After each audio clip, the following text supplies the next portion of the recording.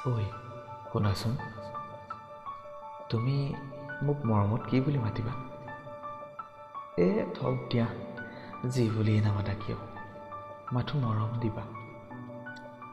মৰমৰ মাজতেই ভাষা হেৰাই যাব, আৰু মৰমৰ মাজতেইতো ভাষা জীৱিত হ'ব, নে কি কোৱা? তোমাৰ দুচকুৰ যি অভিমান, সেয়াই মোৰ ভাষা।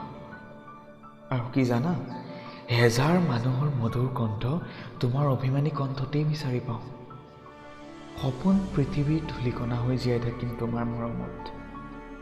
আশাৰ চাকি গছিৰ শলিতাডাল তোমাৰ মৰমৰেতো চলিছিল জানা।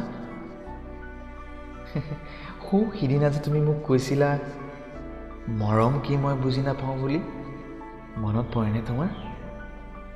মই জানো তুমি আৰু সেই মৰম বুজি নোপোৱা চৰাইজনী হৈ থকা নাই। এতিয়া তুমি মোৰ মৰমৰ সজাত বন্দী এজনী আলফুলীয়া চৰাই। পাৰ নমনা সাগৰৰ আন এক যাত্ৰী হলা তুমি।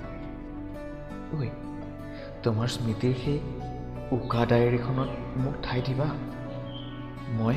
মই তোমাক এই বাস্তৱ জীৱনৰ মধুৰময় সোৱাদ দিম।